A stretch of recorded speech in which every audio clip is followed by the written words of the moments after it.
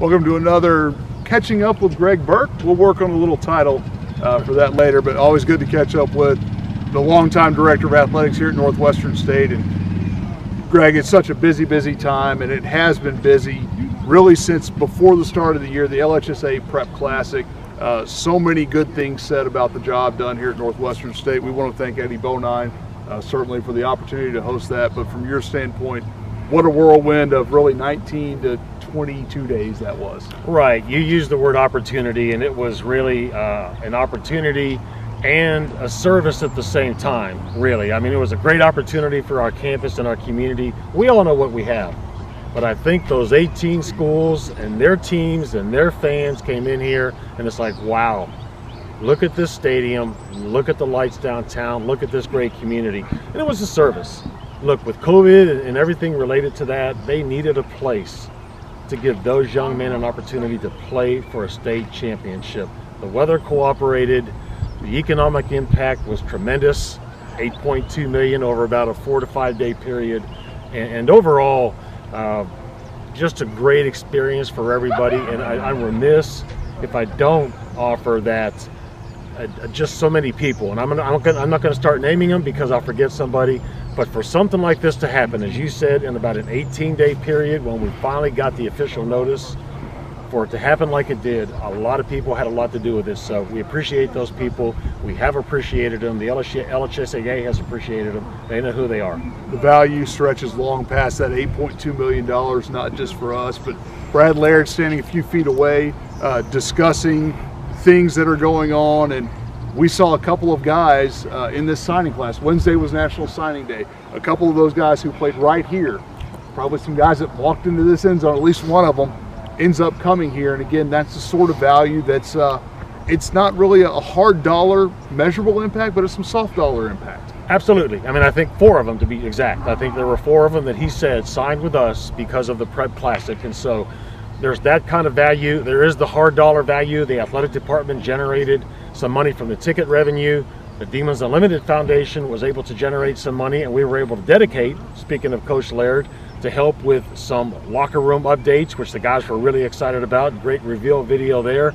But then just the soft dollar value. I know that Dan Erickson, who really helped a lot, our director of university recruiting, talked about walking out the door the day after the first day of game, the morning after the first games, with a family to do a campus tour, and another family walked up and said, look, we were here last night, we've never been here, and we want a tour because we think we want our daughter to come here. And I think there's going to be stories like that that are just going to continue to be a part of all of this as we move forward. Well, we saw it from the media, people that have covered sports in the state for a long time, had never really been to Natchitoches, had not been to Northwestern State, they'd been to Natchitoches. They got to see it. An unfortunate, in a sense, that COVID took it out of New Orleans, but it brings it here. And speaking of COVID, some changes. We're about to roll into a very busy spring season. We've seen how well that's worked early on with basketball and some other sports getting cranked up. But testing has been going on now. We've all gotten used to it. If we travel, we're used to the antigen test and the PCR test. But some changes maybe from when we initially thought we were going to deal with that till now. Absolutely. I mean, I think back in August, and we made the very difficult decision to not play fall sports, football, soccer, volleyball, and cross country. At that time, and we had a good number. We had a $65 PCR test. And I want to clarify right now, there's a rapid antigen test that everybody knows about.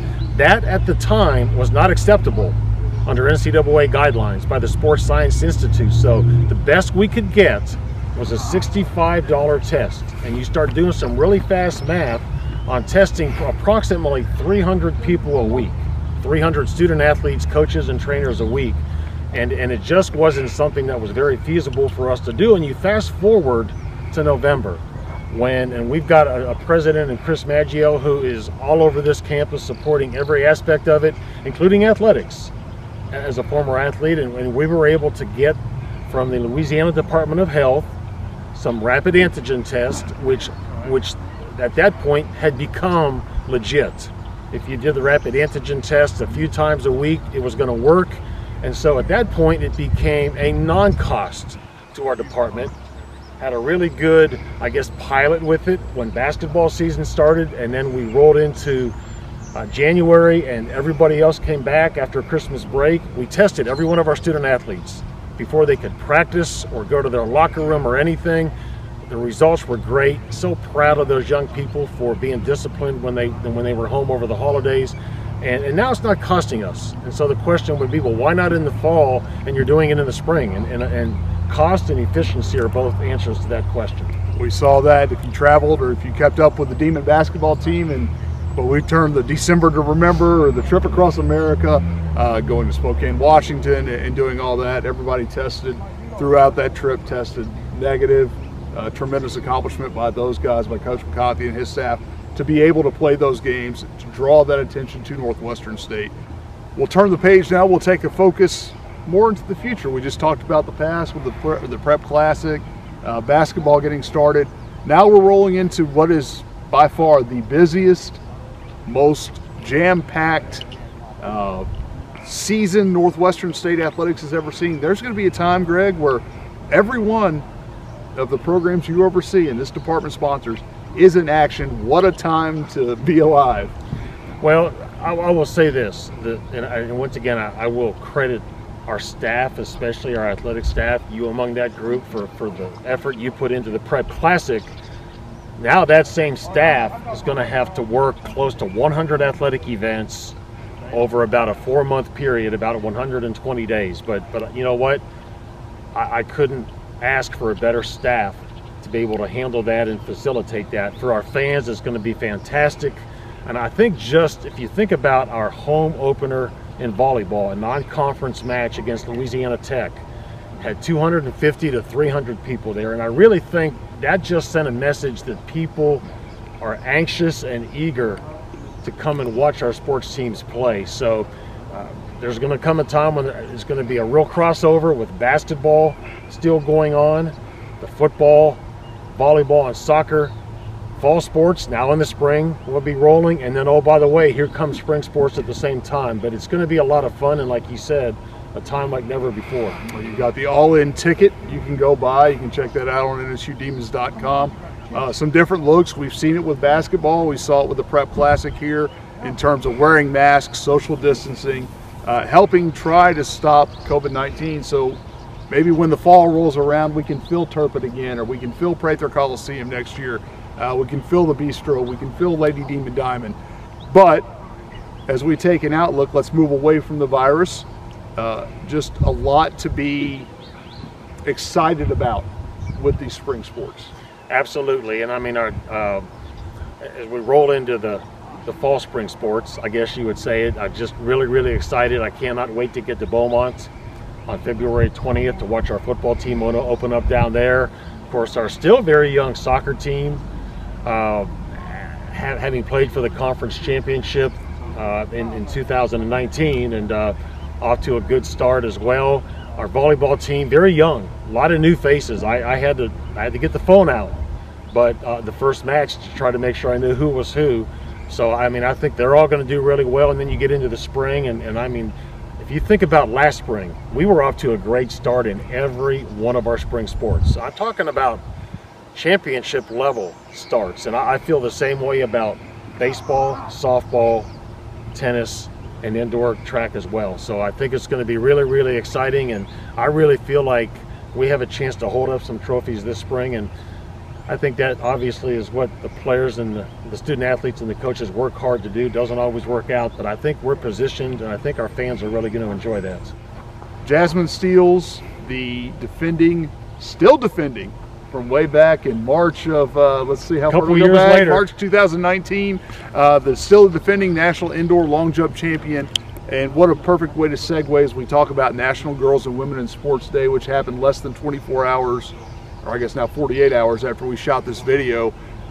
Just the importance. This was the first school in Louisiana to offer full athletic scholarships to women back in 1975 and 76 for basketball. And Greg, I know that's always been one of the things in your 25 years here that you've taken pride in, is the success of what Northwestern State women's athletics has accomplished on and off the competitive surfaces. It was really great on Wednesday, and of course the only The only negative, to use a word about it, was we couldn't do it in person. But Caitlin McKenna, our assistant athletic director for student athlete development, did a great job of putting together a program that included several former student athletes. I mean, from as far away as Wisconsin. Missy Kraus, now Missy Burback, who was a setter, I think maybe my second year here as athletic director, and she is very, very successful in the financial business up there now. Beautiful family, and Jackie Strug, soccer player, and Jackie was the Citizenship Award winner in the conference. Emily Johnson, who won a championship, was a setter on the volleyball team. Dejan Griffin, very accomplished thrower.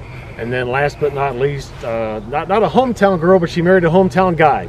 Rachel Penny Cunningham played point guard for us when I was the assistant AD here. And for those 5 to do a virtual segment where our student athletes, our female student athletes, got to hear how much this place, this university, this athletic program has influenced their life, and the advice that they offered to our young women, our student athletes, it was incredible. I thoroughly enjoyed it. Once again, Caitlin did a great job. I know that our deputy athletic director herself, a former student athlete, Haley Titano, was involved in the planning and the implementation as well. But I just think it's one of those things that it's easy not to do something like that, as busy as we are. But I'm real proud of our staff that, in spite of the COVID stuff that weighs on us, in spite of just so many to-dos, that they take time, we take time to do things like this. And I really hope, when you think about recruiting, that a female athlete who is considering Northwestern State looks at us doing something like that and realizes, as a female student athlete, I will be important at that university. I will be important to that administration. And what a range of time frames, going from Rachel Cunningham to, I guess, Jackie may have been the youngest on there, Emily Johnson. They were both they were around here the same time. Just to see the growth in women's sports and what they meant to this campus here. Right, and it's going to, you mentioned Jasmine. I mean, long after I'm not probably going to be sitting in that office, and we'll be doing this, something like this, and Jasmine Steels will be coming back providing the same message, no doubt. All right. Well, Greg, we would be remiss kind of without catching up on some other stuff. We'll do this again in a couple of weeks, and I know there may be some bigger news on the horizon involving Northwestern State. Absolutely. Well, like I said, always look forward to this, and I think we'll have some exciting news to tell our fans, coaches, and student athletes about. So we'll leave it at that. Appreciate it, and appreciate everybody for watching. And as always, Fork 'em Demons.